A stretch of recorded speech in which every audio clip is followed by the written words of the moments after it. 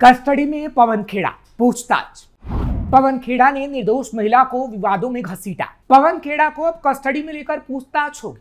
पवन खेड़ा ने एक निर्दोष महिला पर आरोप लगाया जिसकी सजा पवन खेड़ा को मिलनी ही थी, क्योंकि कोर्ट से फटकार लगी और तो और कोई राहत भी नहीं मिली।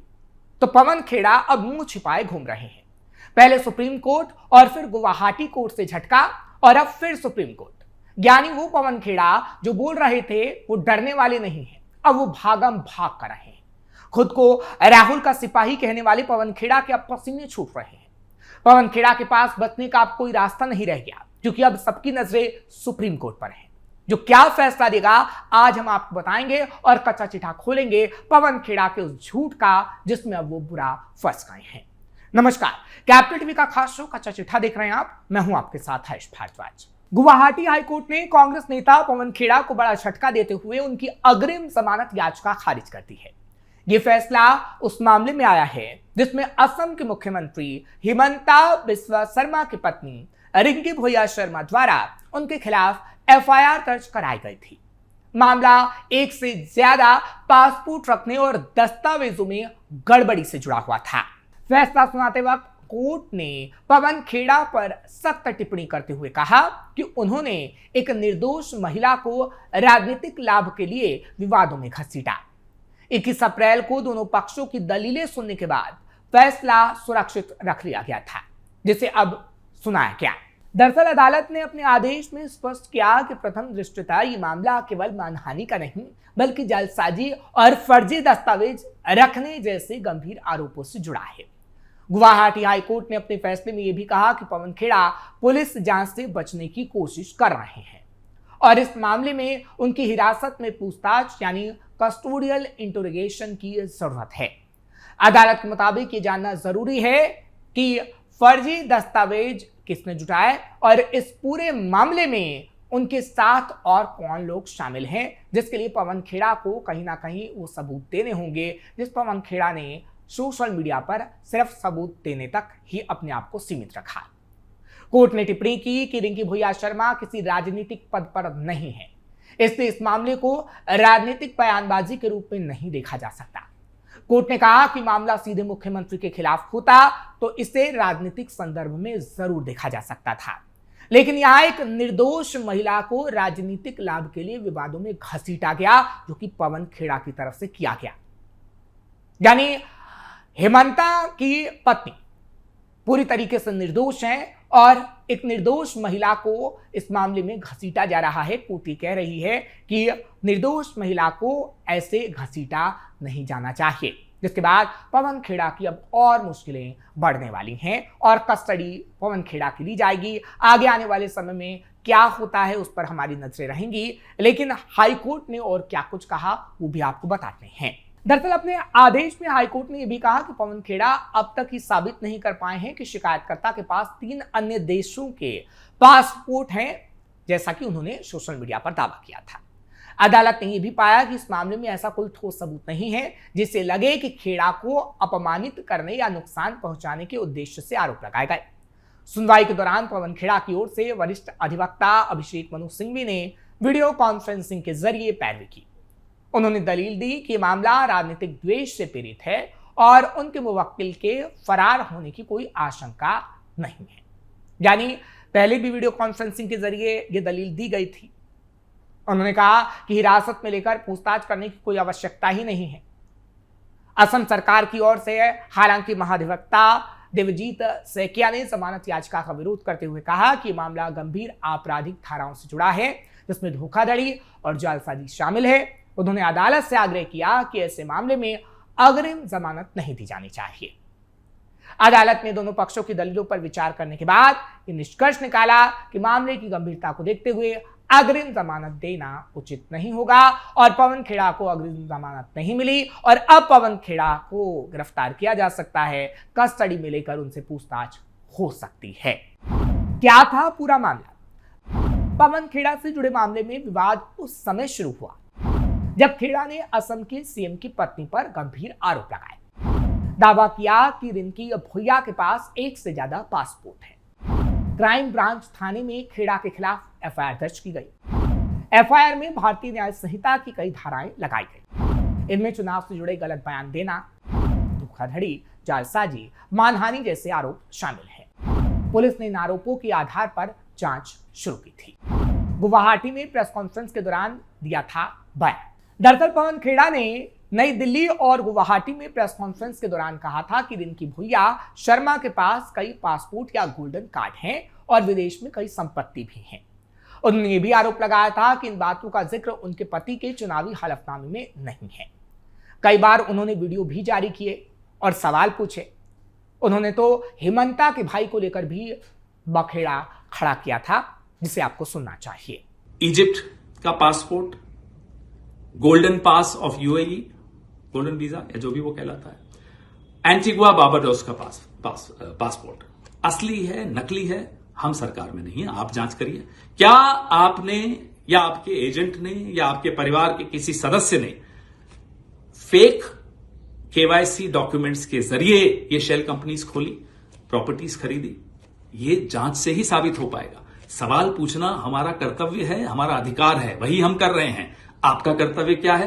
केंद्र सरकार में जो बैठे हैं उनका कर्तव्य क्या है कि वो जांच करें।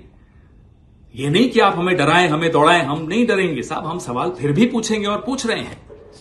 अब हमें और भी जानकारी आई है कि शर्मा साहब आपके भाई हैं, शायद असम पुलिस में हैं, उनकी पत्नी और बेटे दुबई में रहते हैं और दुबई इंटरनेशनल जो स्कूल है उसकी फीस कितनी है?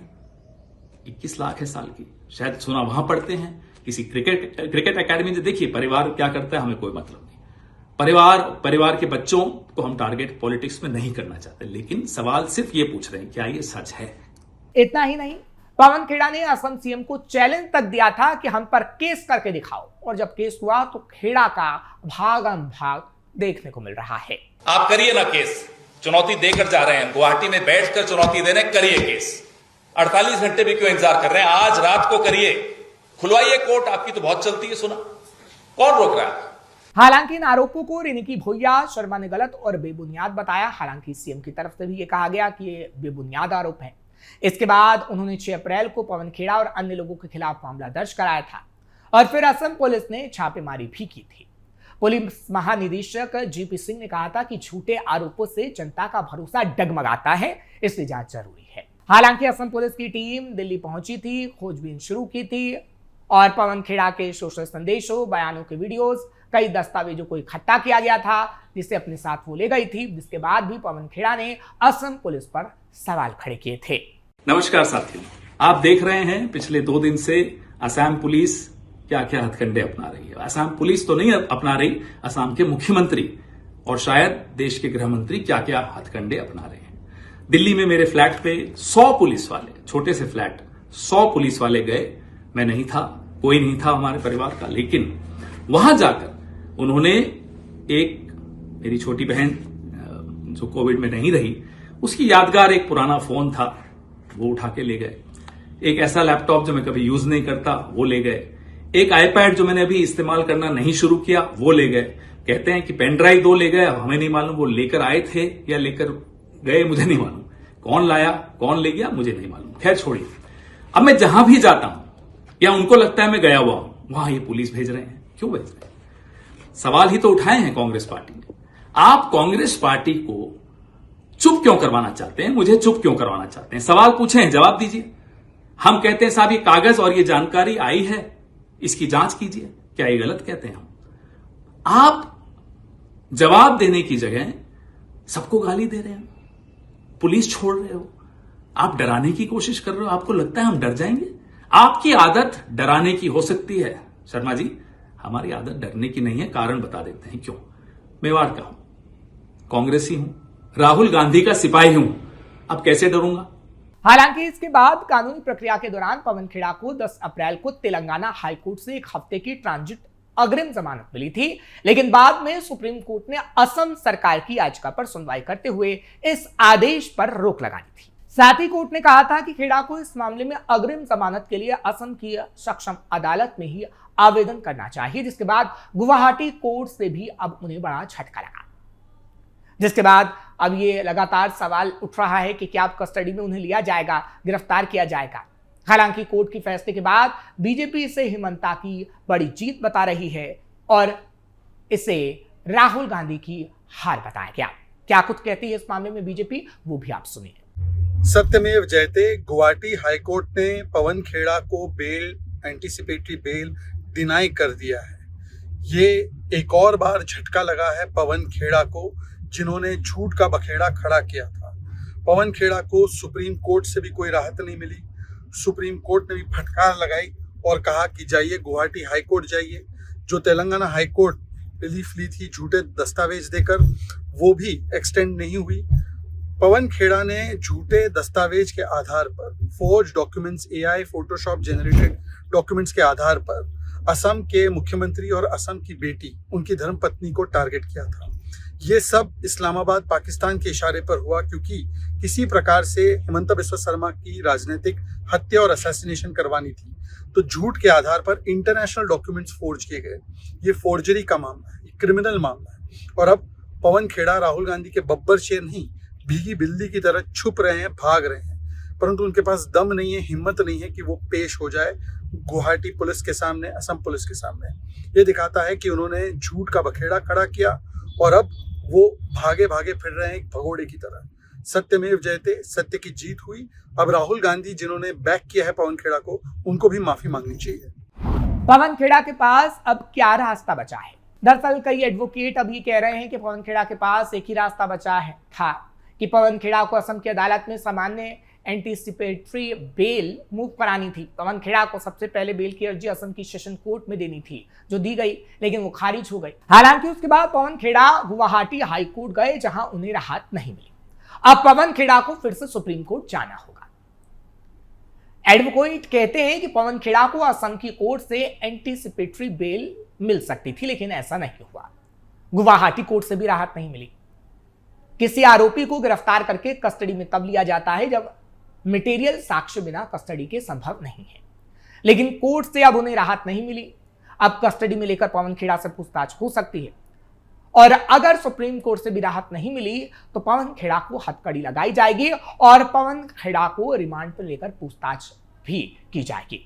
आगे आने वाले समय में पवन खेड़ा के साथ क्या होता है, सुप्रीम कोर्ट की तरफ से क्या कुछ बड़ा फैसला दिया जाता है, क्योंकि अब सुप्रीम कोर्ट पर ही सभी बातें निर्भर करती हैं कि सुप्रीम कोर्ट इस मामले में क्या कहता है। क्योंकि सुप्रीम कोर्ट ने पहले असम की अदालत में जाने की पवन खेड़ा को नसीहत दी थी, जिसके बाद गुवाहाटी कोर्ट की तरफ से खास तौर पर इनकार कर दिया गया कि अग्रिम जमानत पवन खेड़ा को नहीं दी जाएगी। अब एक सुप्रीम कोर्ट ही रास्ता बचा है कि दोबारा से सुप्रीम कोर्ट जाकर पवन खेड़ा अर्जी लगा सकते हैं, लेकिन ये अर्जी खारिज की जाएगी या फिर आगे आने वाले समय में पवन खेड़ा को राहत मिलेगी, वो भी हम आपको जरूर बताएंगे। लेकिन पवन खेड़ा के झूठ का पर्दाफाश हो चुका है, कच्चा चिट्ठा खुल चुका है। आपको ये खबर कैसी लगी कमेंट सेक्शन में जरूर बताएं। खबर को लाइक शेयर करें, कैपिटल टीवी को सब्सक्राइब करना मत भूलिएगा।